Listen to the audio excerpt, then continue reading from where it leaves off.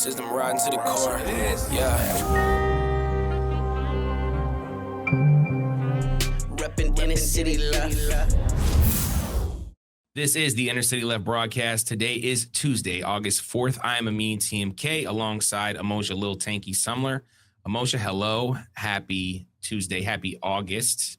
Man, happy August, indeed. I don't know how it is. Of course, I don't know what, if you're the northern or southern hemisphere, is that what we're saying? I'm just saying in terms of, I know it's winter in the southern hemisphere, right? That's correct. So I'm sure it's nice and cool. I'm just saying for those who are here on the northern hemisphere with us, in the world of El Nino and La Nina, and the world of it's 110 degrees every day, everywhere you go. Las Vegas experiencing 110, 115. I think it's like 7 days in a row now. They've been over 110. So how have you been keeping cool in El Nino, my friend? Man, shit crazy. As you understand, I live in the world's most technologically gifted, most energy blessed nation, that's ever lived. So whatever is happening or not happening to cool myself off, one thing that certainly isn't happening is the electric company, throttling back access to AC at critical peak and off-peak hours to protect the grid. That's certainly not happening. Those are rumors. Those are lies. We're doing great. Yeah, and people are definitely not receiving electric bills that are double their previous electric bills. And we won't get involved with data centers because data centers are also not taking from the energy sources either. So Stay woke on that. Yeah. Well, let's get into some geopolitics if you want to. Today, my friend, the strait is closed. But tomorrow, the strait may be open. We don't know. We're going back and forth. This is Marco Rubio a little earlier today. Let's see what Marco has to say. The one that you see a lot of focus on is the straits. The straits, there are ships moving through the straits. There's oil moving right now through the straits. So the straits are open. Nonetheless, I think that there's a conversation and a negotiation that we are involved in between Oman and Iran on how more ships can be able to go through there safely in the short term as we move towards these longer term talks about denuclearization. And suffice it to say there's been progress made in those talks, but not finality yet. We're hoping that will happen very shortly. Okay? Just some talks. Looks like it's going to be open. We don't know. Maybe it is, maybe it isn't. Before you respond, I do want to get your response. Hormuz letter. Iran rejects U.S. Treasury Secretary Bessent and Rubio's claim that the Strait of Hormuz will be open tomorrow under a new deal, saying Iran, Oman, Hormuz negotiations held without U.S. participation are instead aimed at establishing an intermediate corridor that will halt both the current Iran-controlled northern and U.S.-backed southern routes, giving Iran as a coastal state fully protected sovereignty, interests, and national security. Source tells Press TV. So, and I don't know if you remember this, okay? We were talking last week, and Trump was saying, we're going to take over the Hormuz Strait. We're going to be taxing people. We're going to be collecting tolls. But unfortunately, a week before, Rubio had said, well, it's a international waterway. Haven't we been hearing this? Oh, it's an international waterway, even though it's not. So those two things are going back and forth now. It's open, it's closed. America says it's open. Iran says it's closed. The Iran-Oman deal, the United States is saying it's going this way. Iran is saying it's going this way. What do you know sort of about the strait? Is it open? Is it closed? What kind of ships are getting through? And, so whatever the vibes are. We first off have to acknowledge we're no longer dealing with one strait being closed. We're talking about potentially two straits being closed. It's important to remember that the Yemeni Ansar Allah movement has restricted access to the exit of the Red Sea to all of the Saudi Arabian vessels, right? So now they either have to go through the very tiny Suez Canal or risk being under drone fire, right? So you have oil pressures on both sides. That's before we even get to the Straits of Hormuz, which are most certainly not open. Though, as you were stating, the Hormuz later has videos that there was a petroleum ship that was hit within the last 24 hours for trying to go through the quote unquote Omani safe zone. It was struck by allegedly struck by Iranian drones. And what's really disturbing is the implication was that that ship was being escorted by the United States Navy. So, you know, it just goes to show what that protection is worth.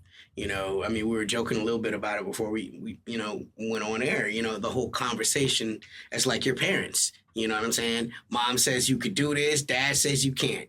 But one way or the other, if it happens, no matter who said you could or who said you couldn't, probably it's gonna be a whooping involved. And these ships is getting whoopings. They try to go through, they getting fired on. So once again, what we've seen mostly is a lot of speeches to kind of make people comfortable, to make them try to take that chance, to make it seem like it's not as bad as it is. But all of the information that we have says it's worse than it looks.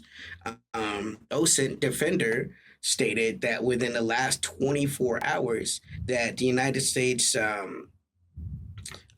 submarine commander, Joseph Summer, he was the commander of the Blue of the Ohio, Blue Crew of the Ohio. That's a Blue Crew of the Ohio class nuclear powered submarine, ballistic missile submarine, was fired. He was fired for loss of confidence, and this came down through the submarine high command. What that leads me to believe is he received an order that he was not comfortable executing. Right now, we have to back that up with the fact that we have reports that Israel's Ramon Airport is just packed with all of these United States refueling aircraft. It leads me to believe that when Trump is talking about executing the largest attack that's been seen since World War II, I don't think he means volume. I think he's hinting once again that he wants to utilize potentially nuclear weapons. I think that this is just this is an inference based upon the information that I have. He went to a nuclear submarine commander and gave the order, and dude said, "I'm not going to do that," and they fired his ass. That's the strong implication. Let's be real. This has been the case this year. This is senior official 24, I believe, that we've seen just in 2025. So again, if you are winning, you're not firing your coaches. You're not getting rid of very important people. And also, again, to your point, people are uncomfortable with this, man. They are seeing what the future is holding. They know that Washington cannot meet its goals in Iran. Doesn't seem like it's going to happen. And that kind of leads me to this. And this is something that we've been hinting at. And I really want to know what your thoughts are on it, because I don't want to jump the gun too much, because I do hear a lot of other channels always talking about, oh, the United States, they're running out of things. But this in 5 months of war with Iran have consumed virtually all U.S. stocks of long-range PRSM and ATACMS missiles, and close to half of their Tomahawk inventory. That's per Reuters through Disclosed TV. We've been hearing about this kind of shortage, the war that is happening in Ukraine right now. Obviously, Israel requires a lot to keep up its genocidal regime and its destruction of Gaza and now southern Lebanon.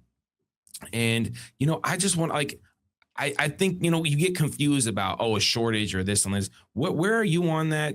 Kind of the lack of U.S. military equipment, and what does that mean really?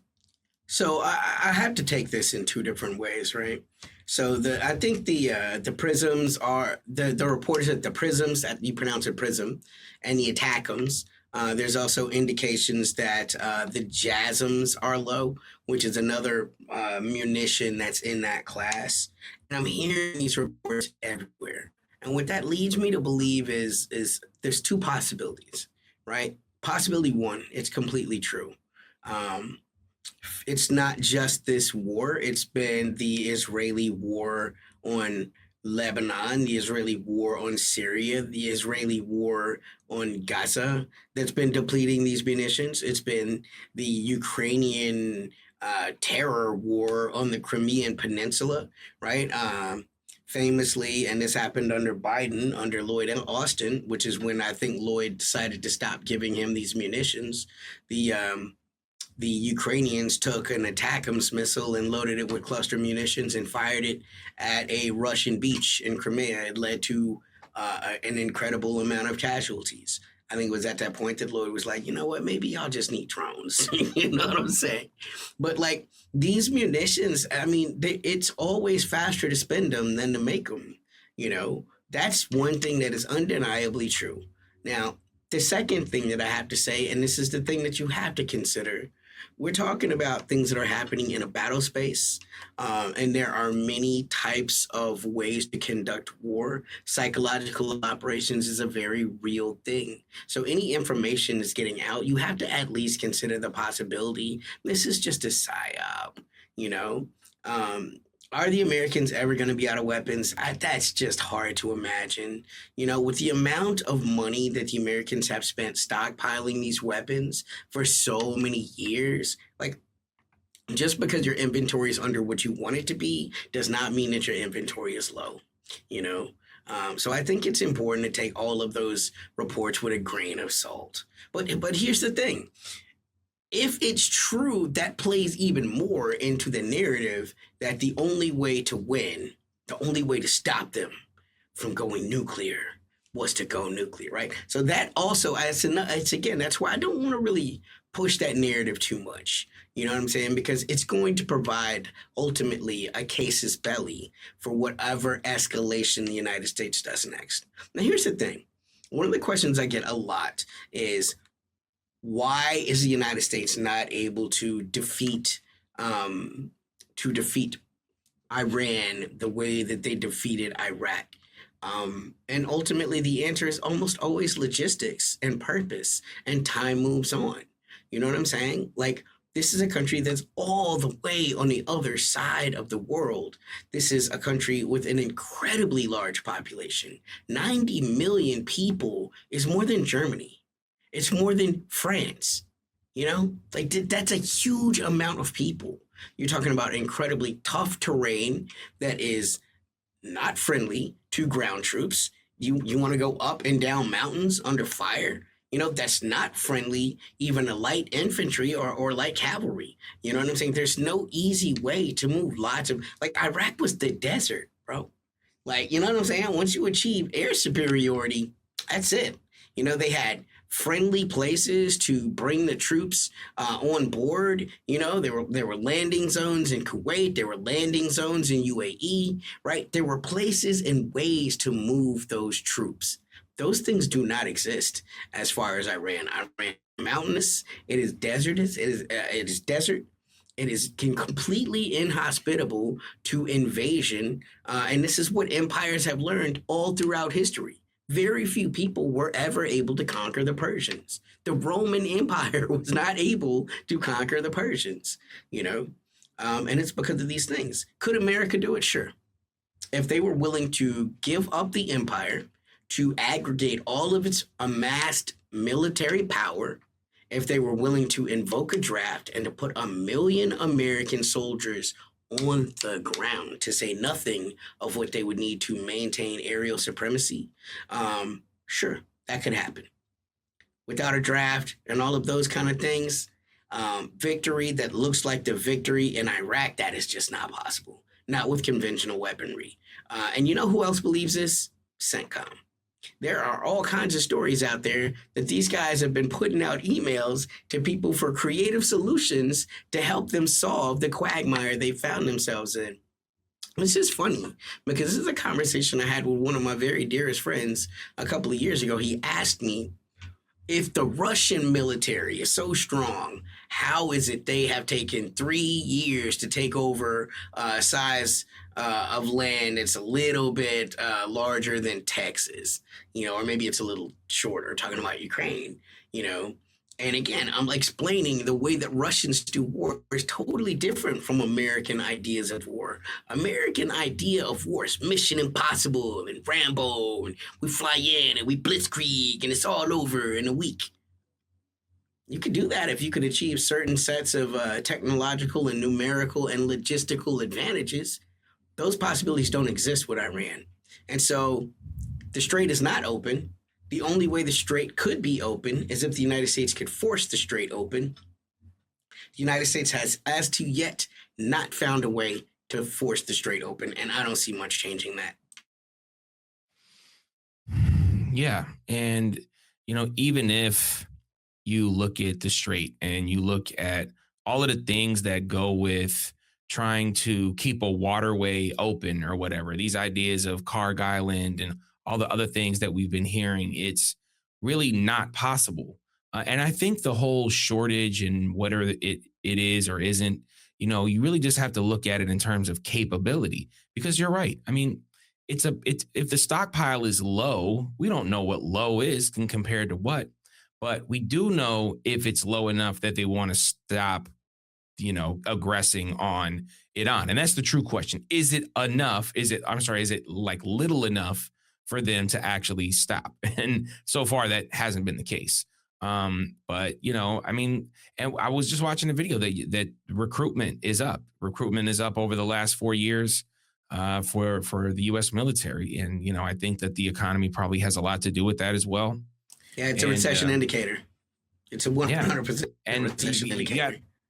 Pete Hegseth out there every chance he can asking for $1.5 trillion. Scott Bassett out there, $1.5 trillion. For what? Well, we already have the most powerful army in the world. We're going to make it more powerful. I mean, that, again, this is the type of stuff that we have to hear as Americans. Well, we need 1.5 trillion. Okay, but there's 900,000 homeless people. And what was it? Trump, when he was talking about daycare.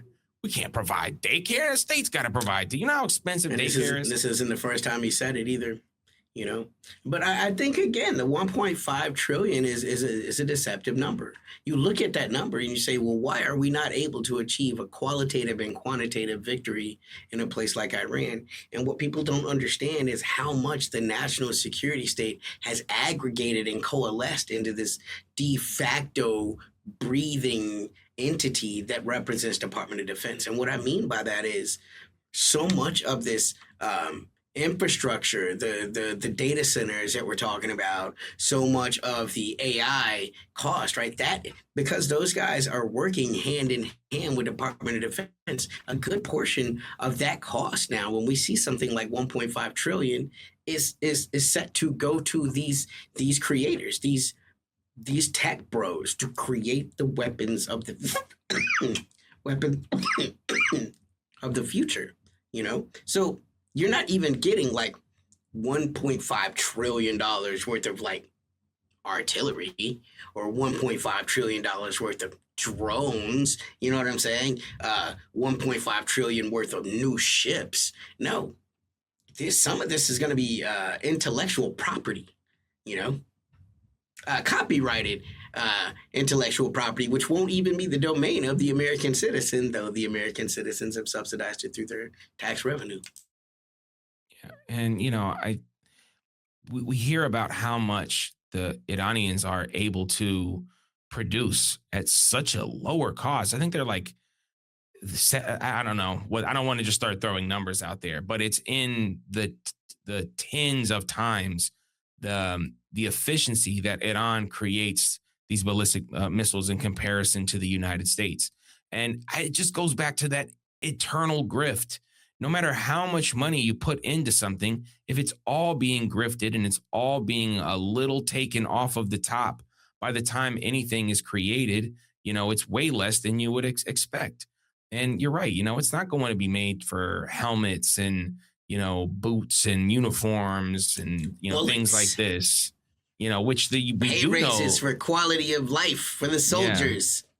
And we do know that there's ammunition issues going on in Ukraine. So again, I don't know if that means that the United States is having them or not, but definitely is a European issue with ammunition. What are these small arms ammunition? I don't know. You're the expert on that. But that means seriously, like there is things that Russia's not worried about in terms of running out. They have a high capacity to create these ammunitions, more so than all of Europe and the United States combined. So, Yeah. yeah. It's also important to acknowledge that because the American dollar is so bloated, right? It's so incredibly inflated as it relates to other world currencies that it takes less money in other parts of the world to create things, right?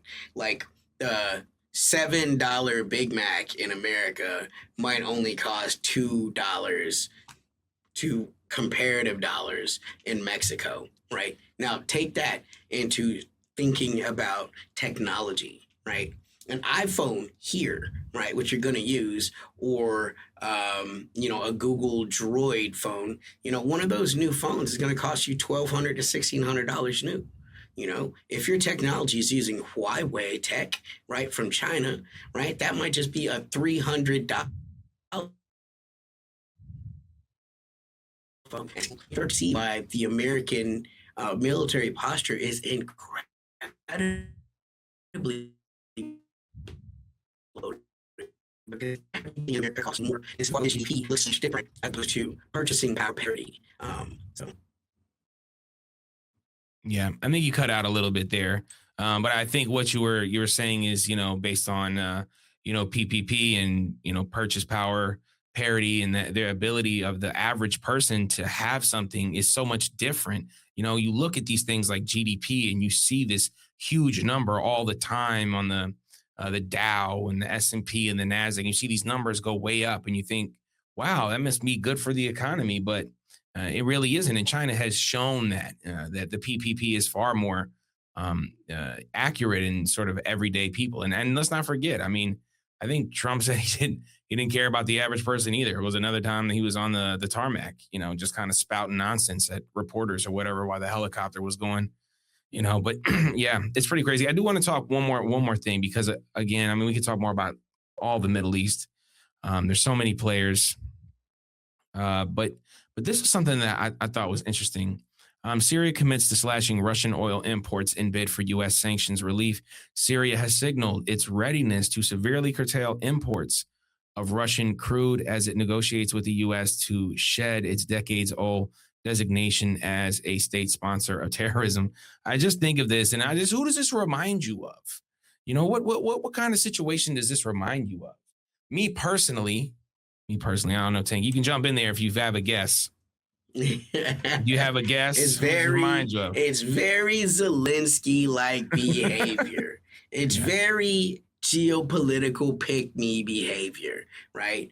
Look, the head chopper in chief, he got to do what it takes to stay relevant in the eyes of Washington. It's important to acknowledge, right?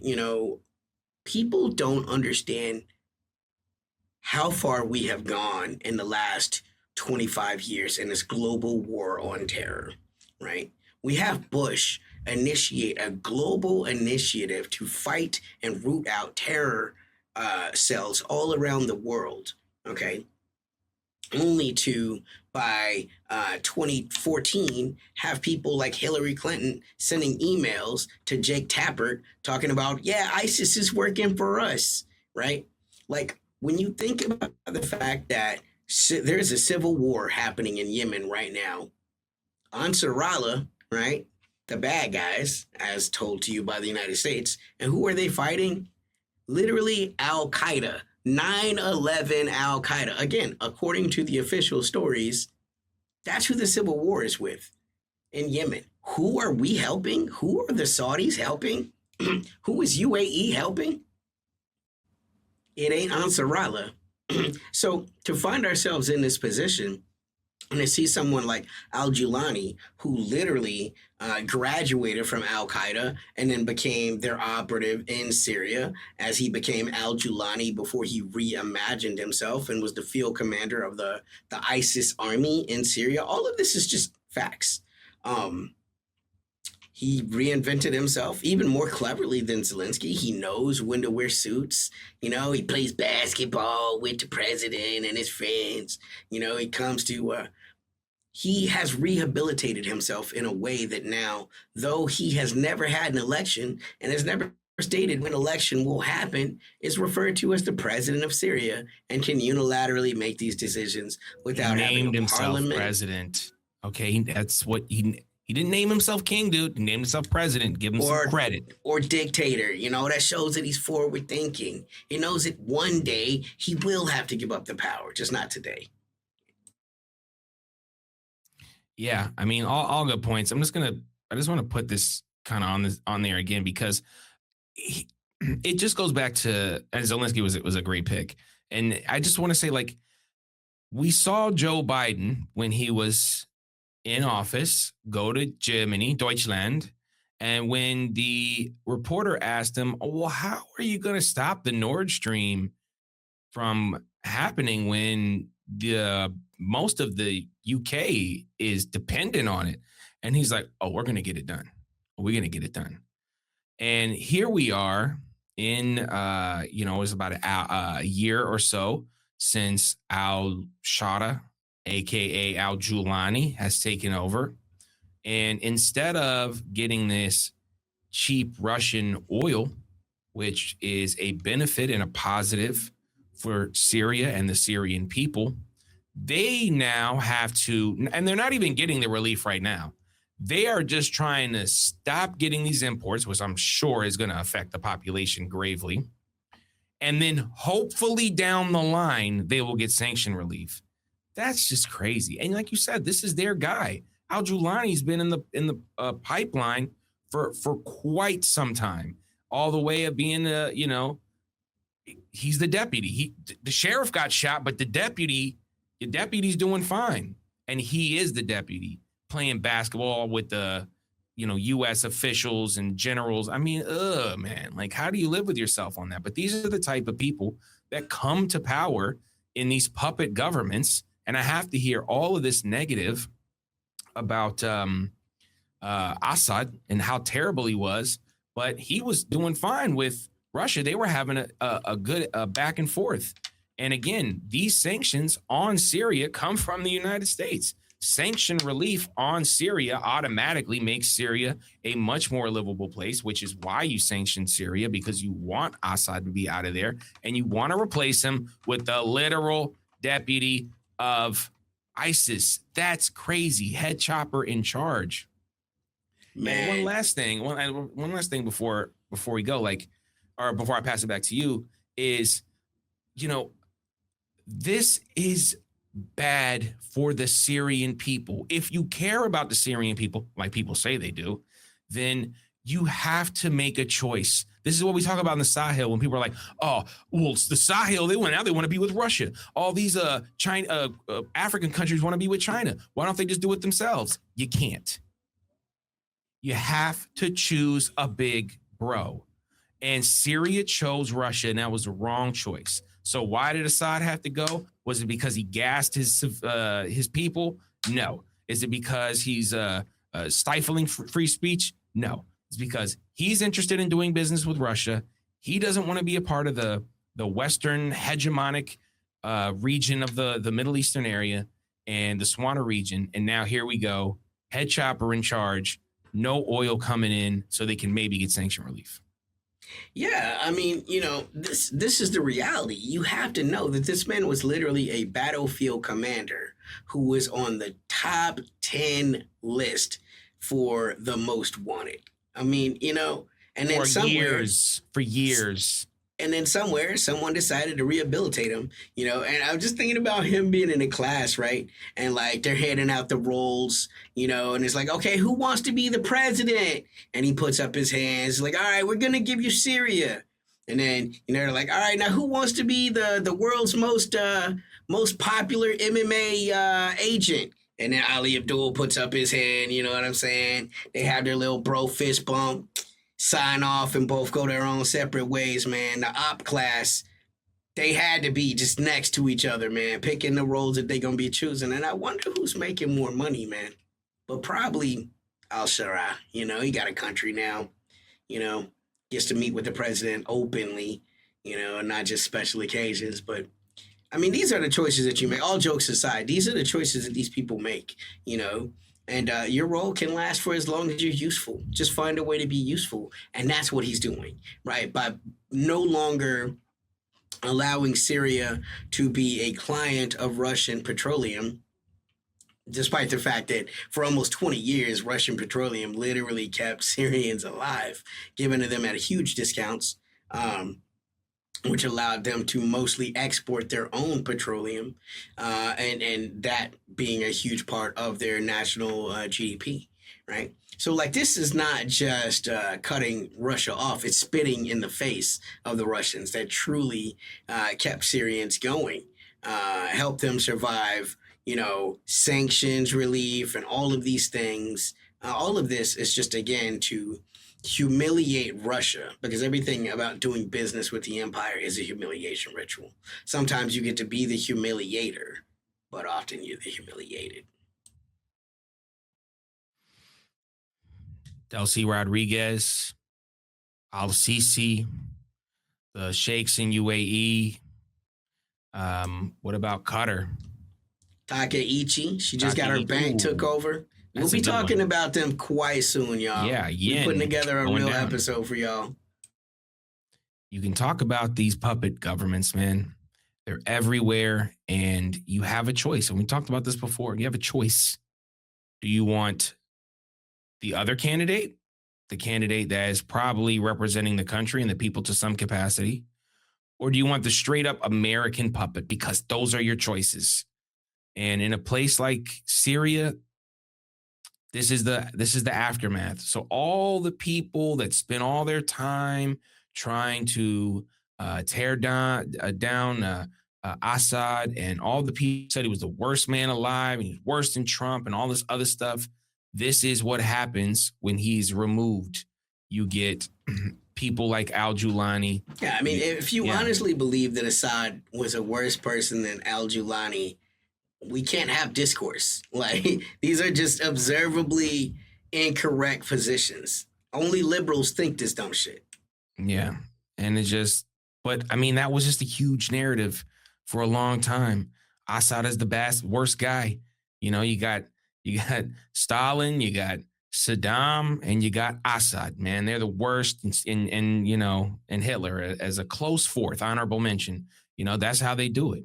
But the fact of the matter is, he was holding Syria together in a way that a lot of people don't understand. And now, with his removal, there's less support for the Palestinians, less support for the Lebanese, less support for just the resistance movements in the Middle East. And it was a huge blow to that movement. And all those that were celebrating, here we are. This is what's happening. And the Syrian people will not benefit. They are only going to feel the worst wrath of Western capitalism. And, again, like you said, getting those great rates for Russian oil, that was a positive for their country. And now you already know America's energy is pricey. And if anybody has shown us that, it's Europe. But anyway, yeah, what was you about to say? I mean, the fact that Syria has to import oil at all, considering it is an oil-producing Middle Eastern country, I guess is their humiliation ritual. And it was Trump that was on Bill O'Reilly's, right, where he was like, "Look, man, we're here to take the oil." I think that was Syria. So, I mean, this definitely been a huge part. I mean, there was a time in the special military operation where, like you said, a landmass, similar to the size of Texas, is being taken, but Syria had a larger area that was taken by the United States. And no one seemed to discuss that narrative, because it's not convenient for them, because they don't want to talk about Syria. It's too messy. It's by not way of easy. mass. By way of mass, right? Like Russia has more land in Ukraine than the Americans had in Syria, but it was a larger percentage of Syria that the Americans occupied. Well, at one point they did. Yeah. Yeah, at one point they did. You know, I mean, again, I think we've passed it, but there, and you know that land that Ukraine is losing, it continues to grow. But again, that's a hot war. That's not just I'm here to take your oil or whatever. This is Russia taking land to keep it permanently. Even the United States hasn't done this in quite some time. Let's give a shout out to our podcast listeners. We're available everywhere you find podcasts, Apple Podcasts, Spotify, etc., etc. If you're watching us on YouTube, like, subscribe. Let's get them stars in the comments. I have been seeing them. You know, and I also see in the algorithm kind of push us a little bit more, which is good. We just had our biggest month on our podcasts. That's 100%. So we broke our record. Y'all. So thank you guys. We're going to keep bringing y'all some of the coolest, freshest voices in geopolitics. You know, we don't want to be like the other shows that have the same 8 dudes on all the time. You know, we bring y'all fresh perspectives and, you know, on the ground perspectives whenever possible. Yeah, exactly. And yeah, you can check us out on our Patreon, patreon.com/innercityleft. Lil Tanky, everywhere you find music. Amin TMK, everywhere you find music. Merch store is open. Link in the description. Okay, Tanky, any final thoughts? What do we miss? Yeah. The one thing that we continue to say at Inner City Left, in addition to war is bad, don't do it. There's no such thing as a limited nuclear exchange. That will be popping the bottle on something. And when one person does it, there's going to be a lot of grudges all over Earth get worked out on this. It's going to be like, the United States can do it. If Israel can do it, whoever does it, you know, maybe they'll talk Pakistan into doing it. Who knows, right? Whoever does it is going to open a bottle of worms that will be exercised, and it will not stop in Iran. There's no reason to logically believe that it will. And maybe the scariest thing is it's altogether possible Iran survives such an exchange, and that's definitely going to not make them less inclined to pursue these weapons. So sometimes the best move is to do nothing. Cost yourself some pride, step off. You know, remember, this wasn't even the adversary that they wanted to. It was meant to be their warm-up fight, the demonstration that this is my calling card. And when you look past who you're fighting, that's when you're always in danger. We see it in MMA all the time. It's a tough little scrappy guy. You thought you was going to walk through him, but surprise. Yeah, the New York Knicks. Who would have thought? Going up against the great Victor Wembanyama and the rest of the Spurs, they were able to have an underdog story because they were scrappy and tough. They never said die. I thought so. That's just 2 good analogies back to back. For Amoja, Lil Tanky Sumler, and I am Amin TMK. This is the Inner City Left broadcast. Peace. System riding to the core. Yeah. Reppin' Inner City Left.